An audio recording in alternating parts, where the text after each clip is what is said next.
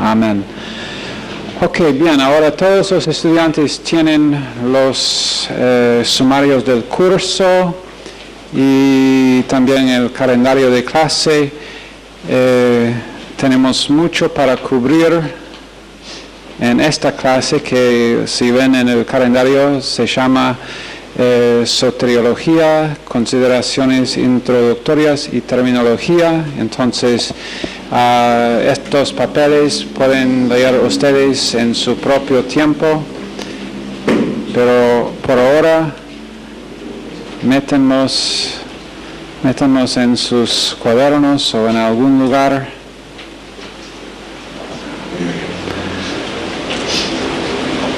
Ok, la doctrina de la salvación es lo que nosotros llamamos soteriología. Viene de dos palabras, soterio y logía. Dijimos en el semestre pasado que logos significa qué, porque estábamos hablando, este curso se llama resumen de teología, resumen de doctrina, pero estamos estudiando teología, y entonces teología era que es hecho de dos palabras, teos y logos. Teos, Dios, logos, expresión racional, la expresión racional. Entonces, si teología es la expresión racional acerca de Dios, soteriología, si soteria es salvación, entonces soteriología es la expresión racional acerca de salvación. Okay. Soteria es una palabra griega. Ok, Dios, vamos a ir bastante rápido esta noche. Tengo en esta clase mucho para decir. Dios sabía que Adán y Eva iban a... ¿Cuántos tienen ya el libro antes de... Los del semestre pasado creo que ya deben tener el libro. Allá en Granburg todos tienen el libro. Muchos... ¿Quién tiene esta es la tapa nueva? La tapa que tengo yo es vieja. Teología básica de Charles Ryrie. Cada estudiante necesita obtener una copia. Si tienen problemas en encontrar uno, o si les gustaría, no sé cuántos estudiantes tenemos que no los tienen todavía, pero si necesitan algunos, tal vez yo podría pedirlos para la iglesia, conseguirlos por un precio mejor, si ustedes me hablan después. Voy a intentar por lo menos, pero háblenme los que lo necesitan. Y esta noche la verdad es que estamos cubriendo capítulos 48 y 49 en este libro. Ok, entonces Dios sabía que Adán y Eva iban a caer, iban a pecar. No los hizo caer Dios, pero Él sabía que ellos iban a pecar, iban a caer de su estado inocente. Y entonces, ¿por qué Él sabía? Él de antemano hizo un plan. Cuando ellos pecaron, cuando ellos cayeron, Dios no dijo, oh no, ¿y ahora qué hacemos? Dios ya tenía un plan. Por eso cuando pasó el pecado y Dios vino a ellos, ya vino cuando Él vino a ellos, aunque ellos estaban temerosos de mostrarse ante Él en ese momento, Dios vino con una promesa. Vino con la promesa del Mesías en Génesis 3, 15 y 16.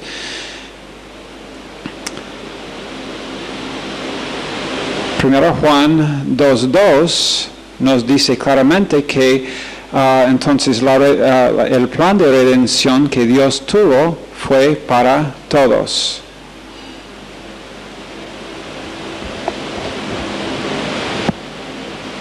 Jesucristo no murió solamente por los pecados de los que lo recibieron, sino por los pecados de todo el mundo. El plan de redención incluía a todos. Ahora no todos van a ser salvos. Muchas personas ya han muerto siendo no salvos y ya están en el infierno esperando el juicio final y ser entregados al lago de fuego para sufrimiento eterno, y muchas personas más también van a desafortunadamente van a estar con ellos, pero aún todos ellos tenían sus pecados pagados por Jesucristo en la cruz. Salvación consiste realmente de dos, vamos a estar estudiando salvación, esta doctrina de soteriología, por 9 clases. Entonces es bastante amplia la doctrina de la salvación. Pero consiste de 2 partes, podríamos decir básicamente. Parte número 1 es quitar condenación. Quitar la condenación. Jesucristo no vino al mundo en Juan 3, 17 a 19, no vino al mundo para condenar pecadores, sino para salvar. Porque dice que ya el mundo ya está condenado. La persona sin Cristo, Jesucristo no vino para condenar a esa persona, Jesucristo vino para salvar. Vino para pagar por los pecados, pero ya la persona es, cuando nosotros nacimos en pecado, nacimos condenados. Ahora, creo que todos acá han recibido a Jesucristo como su Salvador. Hemos nosotros experimentado salvación eterna por haber recibido a Jesucristo. Entonces, ya no estamos bajo condenación, pero nacimos bajo condenación. Sin haber cometido nuestro primer pecado, nacimos bajo condenación, todo el mundo. Pero después, no solamente salvación consiste en quitar la condenación, sino también dar justificación. Salvación entonces, quitar la condenación y dar justificación al creyente. Ahora, ¿cuándo ocurre la salvación?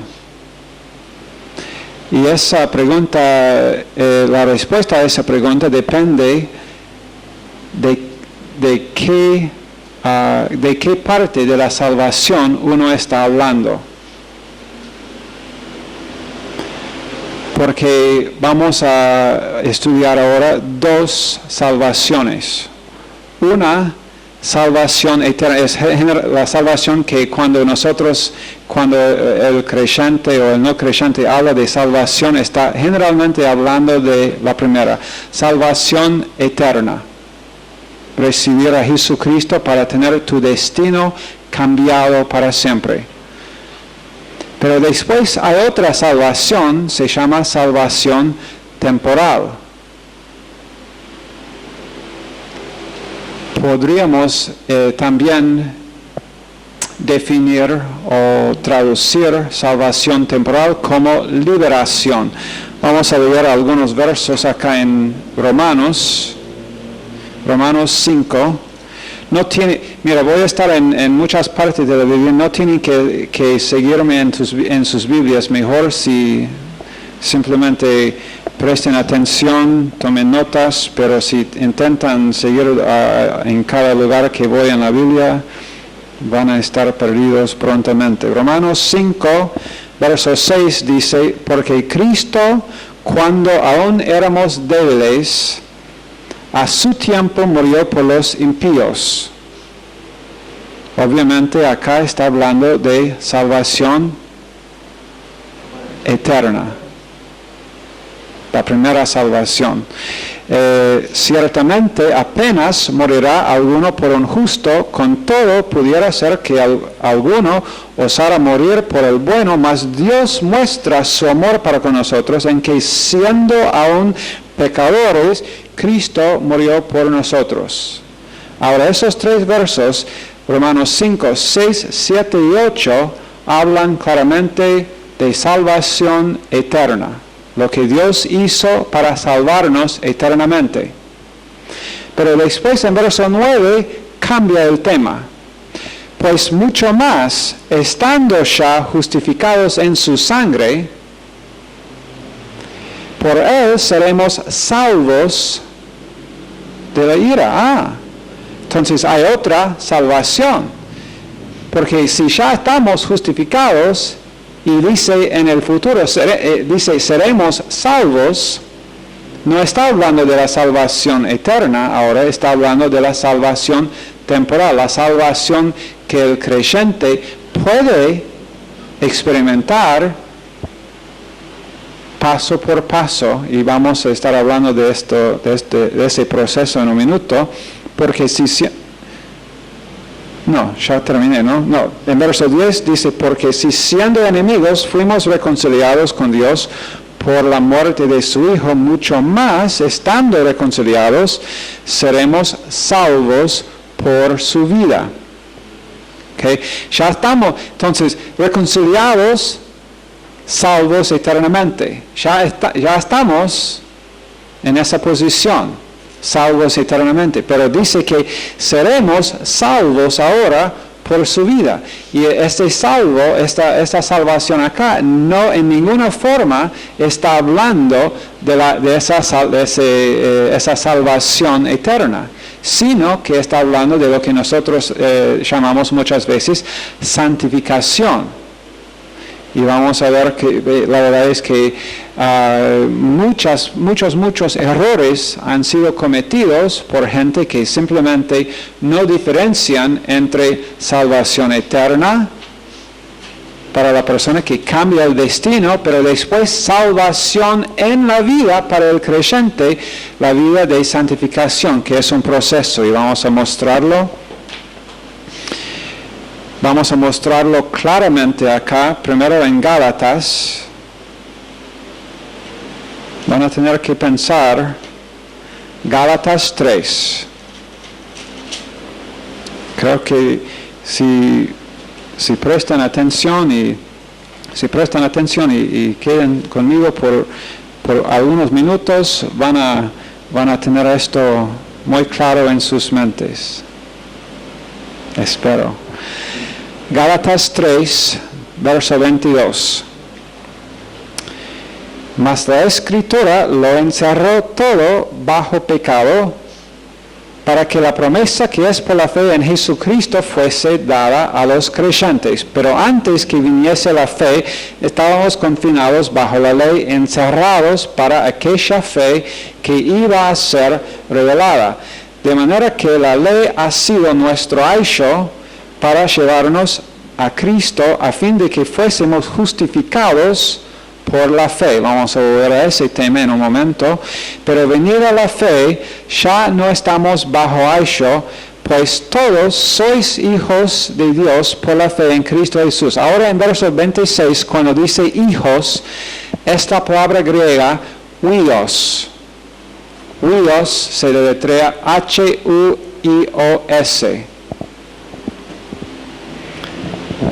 Huios, H-U-I-O-S. Y ese es muy importante, el uso de huios en ese verso, y no de la otra palabra que la Biblia usa para hijos, teknon, porque teknon significa, ¿quién sabe qué es el autor que usa casi siempre teknon? Juan. Usa casi siempre, y dice, como hijitos míos, teknon, como hijitos amados de Dios. Pero no usa esa palabra acá. Bueno, es bueno saber que somos teknon, que somos hijitos amados de Dios. ¿Es bueno? Sí, es una clase de participación. Parte de su nota dependerá de esto. Sí, es bueno saber esto, pero es muy importante acá saber que no se usa esta palabra, sino se usa la palabra huios, que tiene otro significado, que significa que es un hijo con derecho legal en la familia. Un hijo con derecho legal en la familia, huios. En el momento de salvación, por lo que dice acá en Gálatas 3:26, todos sois hijos de Dios por la fe en Cristo Jesús. Entonces, en el momento cuando pusiste fe en Cristo Jesús, en ese mismo momento, cuando confiaste por primera vez en Él como para ser tu salvador personal, Dios te llamó huios, hijo con todo derecho legal en la familia. Es la misma palabra que usa el escritor Lucas en Lucas 15 cuando está hablando del hijo pródigo.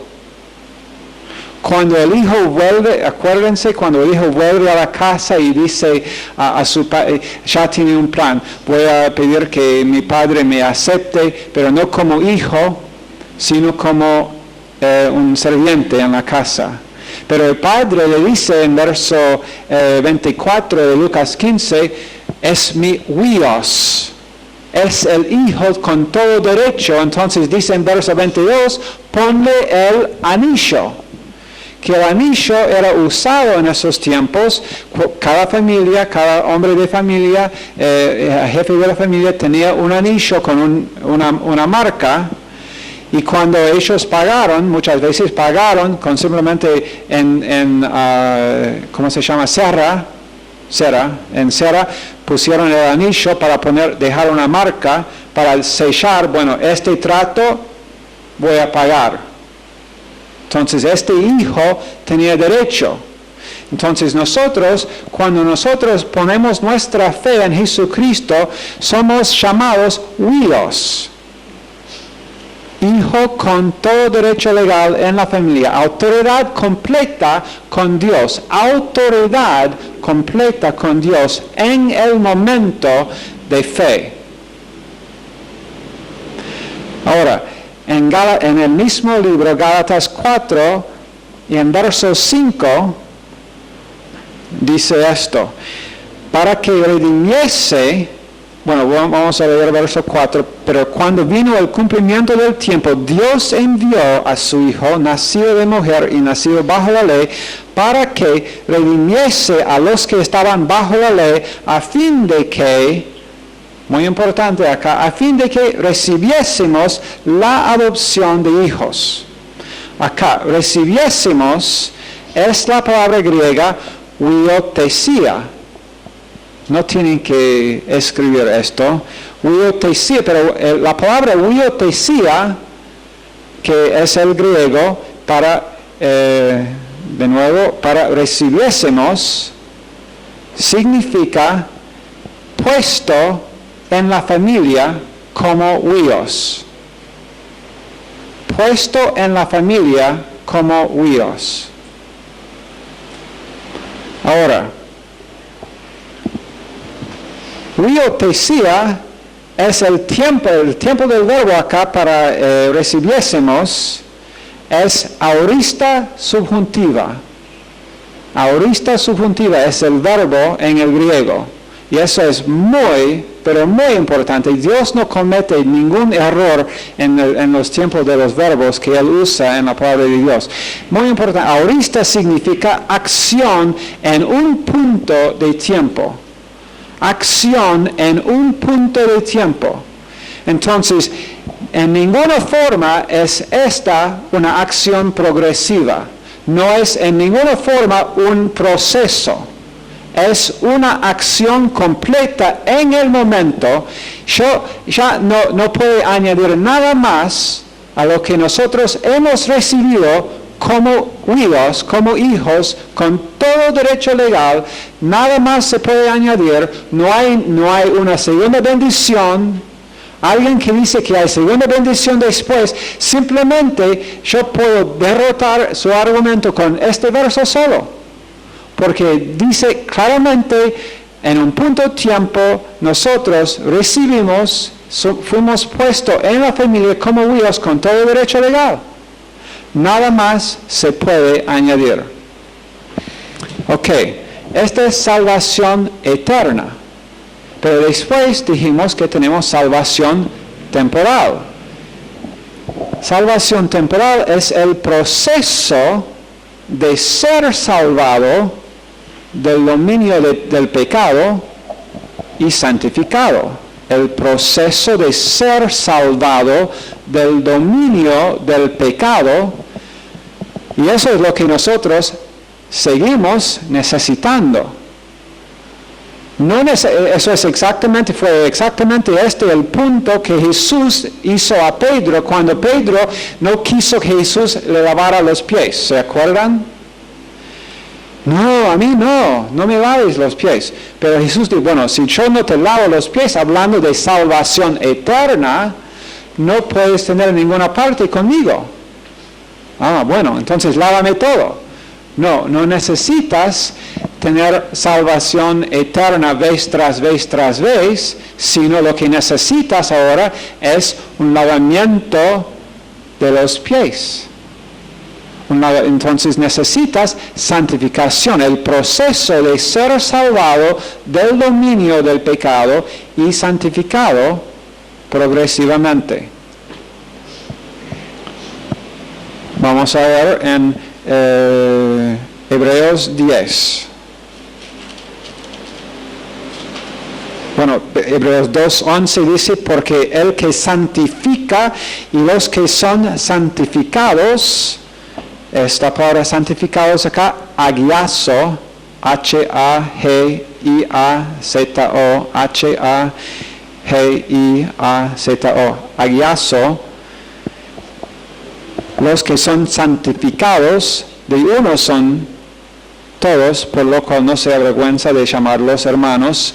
En capítulo 10 de Hebreos, en verso 14, dice, porque con una sola ofrenda hizo perfectos para siempre a los santificados.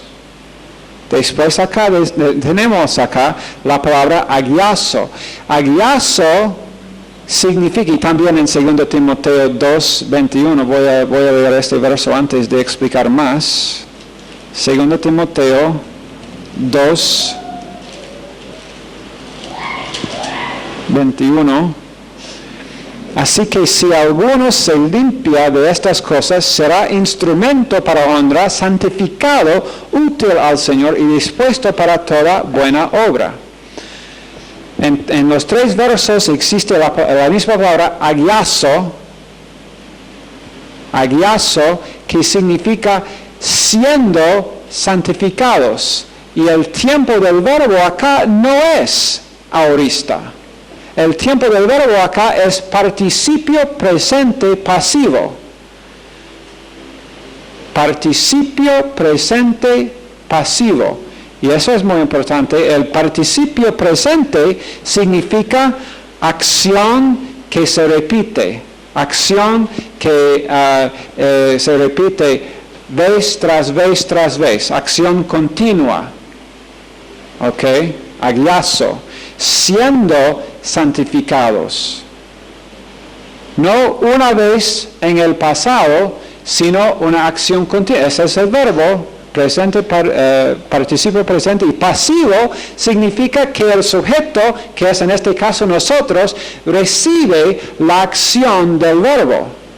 Y esto es igual de importancia, porque no somos nosotros que nosotros santificamos a nosotros mismos, sino es que nosotros recibimos la acción de ser santificados por Dios. Una de las cosas que vamos a ver es que la iniciativa de salvación eterna y la iniciativa de salvación temporal siempre está con Dios.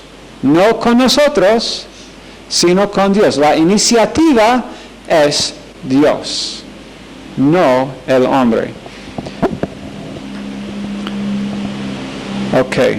Entonces, se ve aún acá en este estudio del griego la seguridad eterna del creyente.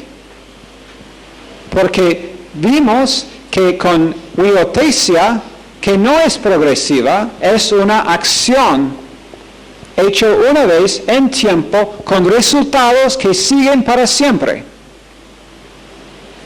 El griego, como Pastor Wood dijo, creo que fue hoy en la radio, que dijo que muchos de estos ministerios que van por el emocionalismo nunca hacen estudios, nunca escriben libros que hacen estudios del griego, porque si uno realmente estudia el griego, no se puede pensar que puede perder la salvación. En el griego, si uno estudia lo que dice, es claro. Tendría que ignorar los tiempos del verbo completamente para llegar a la conclusión que uno podría perder la salvación.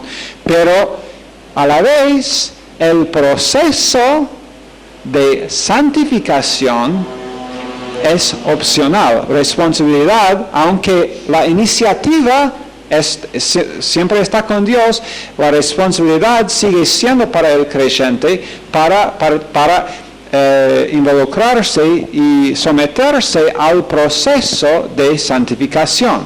Algunos, cuando son desafiados, como eran anoche en la clase, como éramos anoche en la clase de doctrina bíblica aplicada, algunos, bueno, esta no es mi iglesia, o este no es mi instituto bíblico, pero otros,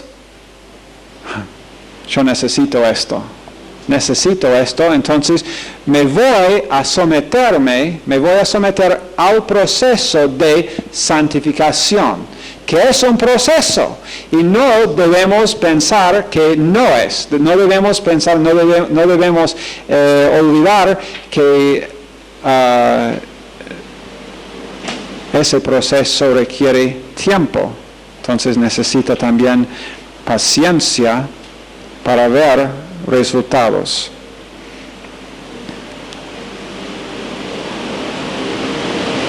Okay.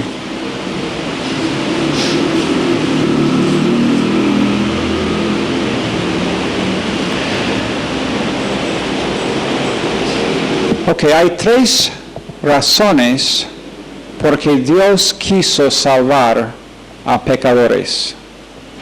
3 razones por qué Dios quiso salvar a pecadores. Número 1 fue demostrar su amor. La demostración de su amor. Claro, uno podría decir, bueno, Dios ha dado muchas pruebas de su amor. El mundo en lo cual vivimos, la naturaleza, comida, amigos, muchas cosas donde podríamos decir, sí, en muchas maneras Dios me ha demostrado su amor, pero no hay ninguna demostración más grande o más concreta del amor de Dios que el hecho de que Él vino acá para morir por mis pecados. Es la demostración más grande y también más concreta del amor de Dios. Siempre cuando por mi experiencia, tal vez en mi experiencia en este momento, tal vez no tengo amigos, tal vez no tengo comida, tal vez estoy viviendo en un lugar sin naturaleza, como Rosario. Tal vez estoy sin muchas de esas otras cosas que podríamos decir, bueno, esto me demuestra el amor. Tal vez no hay nada que me demuestre el amor de Dios, pero siempre puedo volver hacia atrás 2000 años y ver, bueno, sí, me ama. Me ama, vino acá y murió. Entonces, para demostrar su amor. Número 2, para demostrar su gracia a toda la creación. para demostrar su gracia a toda la creación, sin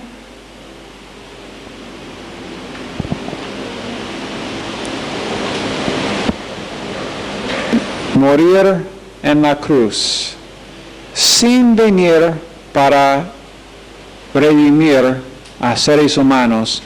La gracia de Dios no se podría ver tanto como ahora puede ser visto por los ángeles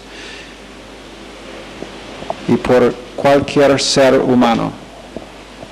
Entonces, número 3 es tener un pueblo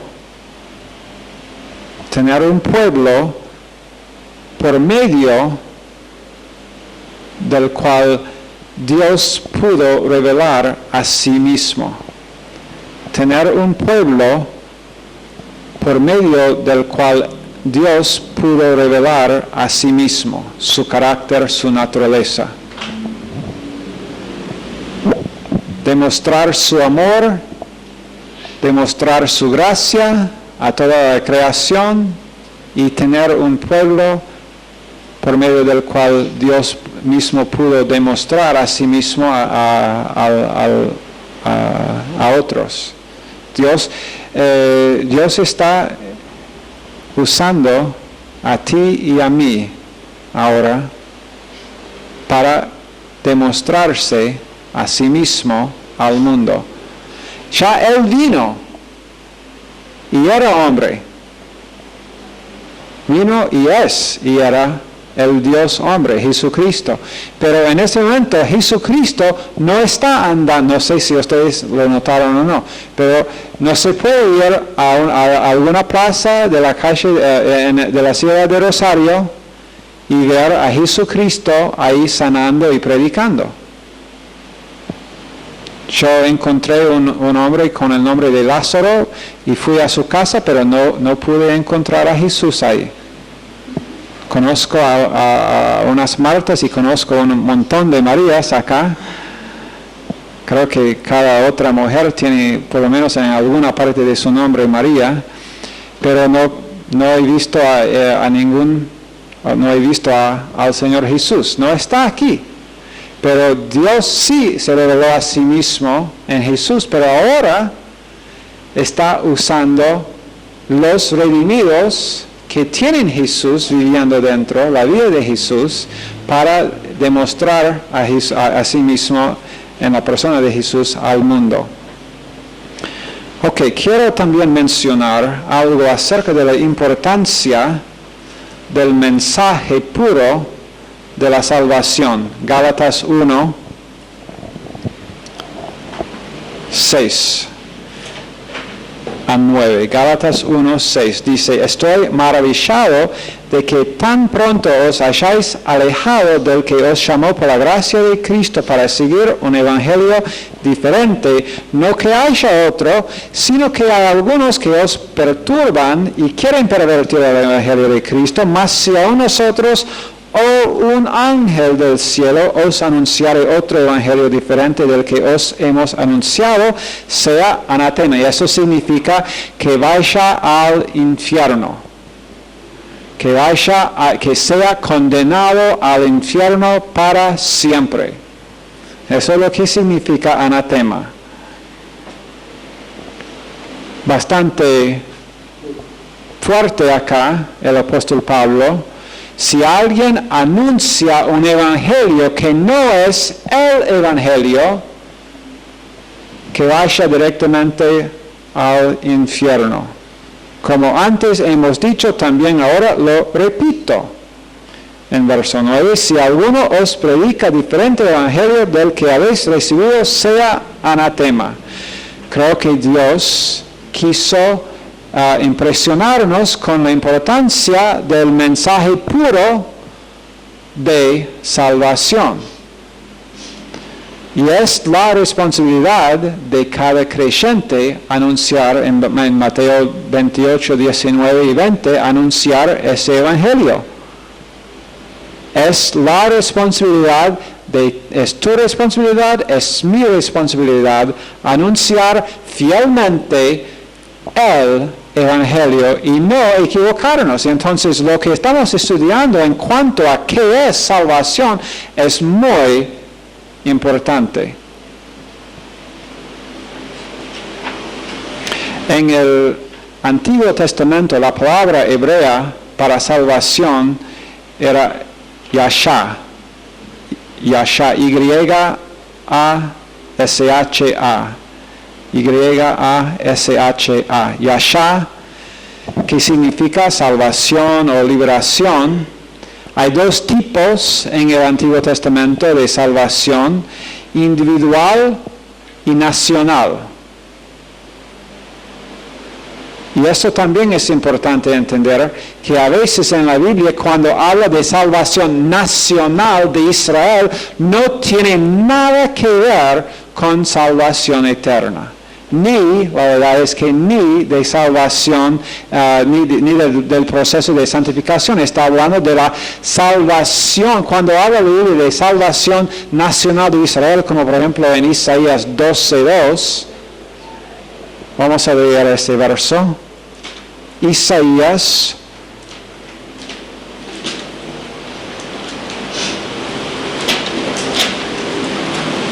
12:2. Y aquí Dios es salvación mía, me aseguraré y no temeré, porque mi fortaleza y mi canción es Jehová, quien ha sido salvación para mí.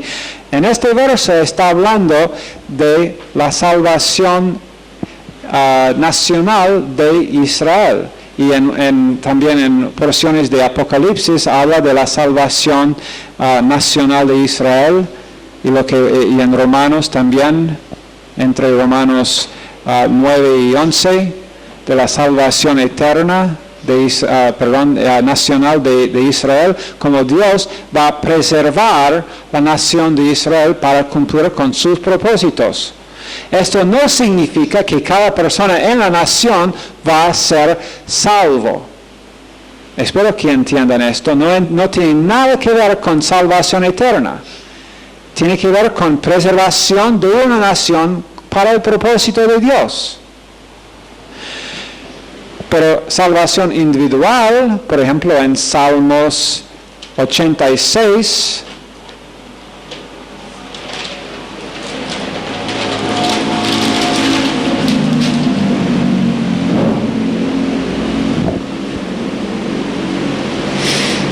verso 1, inclina, oh Jehová, tu oído y escúchame, porque estoy afligido y menesteroso. Guarda mi alma, porque soy piadoso. Salva tú, oh Dios mío, a tu siervo que en ti confía. Salvación individual. Ok. Salvación en el Antiguo Testamento tenía que ver con dos cosas. Primero, ser librado de un problema. Ser librado de si uno tenía un problema, después salvación tenía que ver con no tener ese problema más. Y después también experimentar liberación hacia Dios. Ser librado del problema y experimentar liberación hacia Dios para poder recibir de Él. Salvación en el Nuevo Testamento, hay tres palabras griegas que vamos a poner. Sozo, S-O-Z-O, sozo, que significa salvar o liberar. Es un verbo, salvar o liberar. Después, soter, en el griego, S-O-T-E-R, soter, que significa salvador. Está usado para describir a Jesucristo. Soter, nuestro salvador. Después, la palabra que hemos mencionado antes, soteria, que es el sustantivo que significa salvación. Soteria, salvación. Soter, salvador. Sozo, salvar.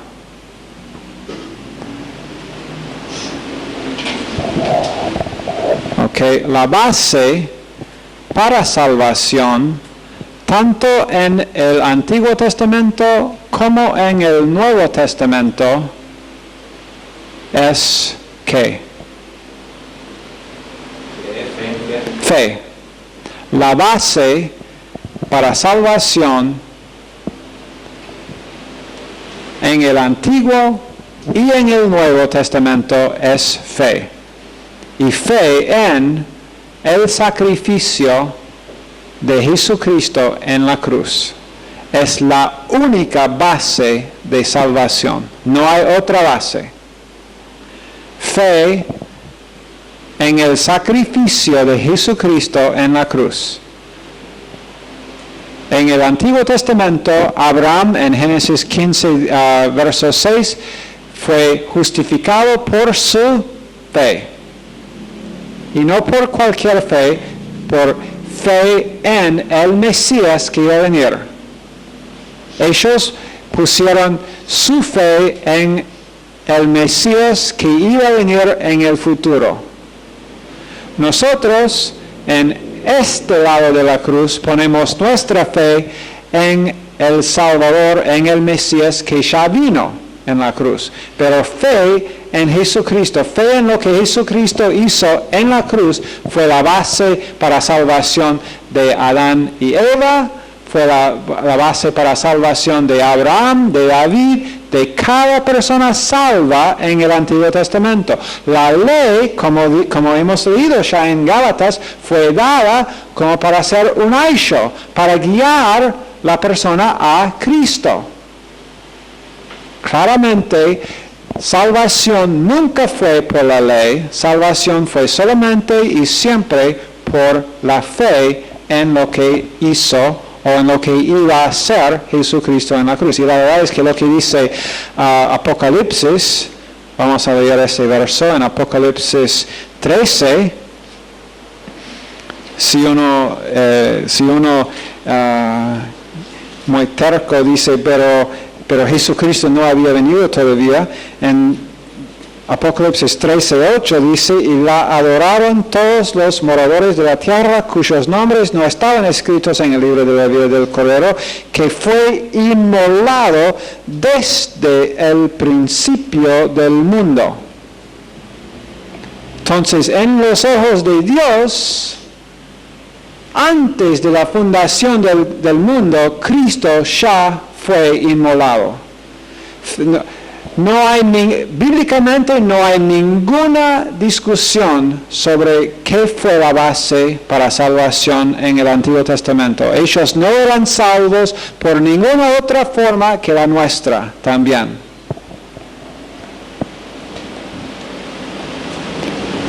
Los que hablan de los dos pactos, que el pacto viejo del Viejo Testamento, salvación por obras, no saben de lo que hablan, porque la verdad es que los dos pactos, dice Gálatas, que los dos pactos son Agar, el viejo, y Sara, el nuevo.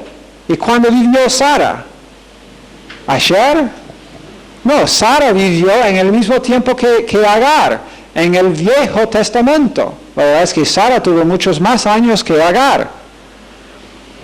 No que eso importaba, pero representaba el nuevo pacto. El nuevo pacto no tiene nada que ver con el tiempo, tiene que ver con el hecho de que es la promesa, salvación, no por lo que el hombre puede hacer, sino por lo que Dios hizo o iba a hacer, como hemos visto en Apocalipsis 13:8, siempre fue inmolado el Cordero en los ojos de Dios.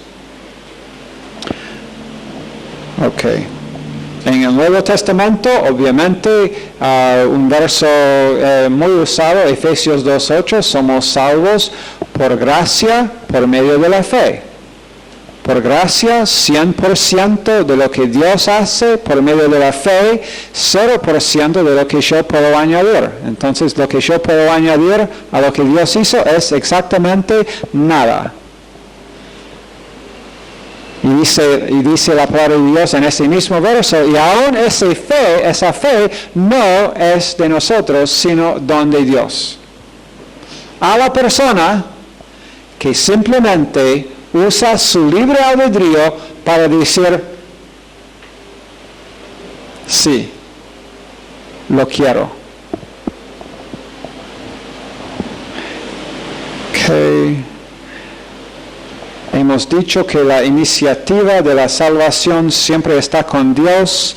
En Juan 3:16 dice, porque de tal manera amó Dios al mundo. No dice, porque de tal manera amó al mundo a Dios, que Dios decidió enviar a su Hijo. Porque de tal manera amó Dios al mundo, que ha dado a su Hijo unigénito. Y hemos leído en Romanos 5 también, versos 6 a 8, que éramos enemigos cuando Jesucristo murió por nosotros. Entonces, la iniciativa de la salvación está con Dios, no con el hombre. Hemos dicho que la única base de salvación es fe en el sacrificio de Jesús en la cruz. Hebreos 5:9.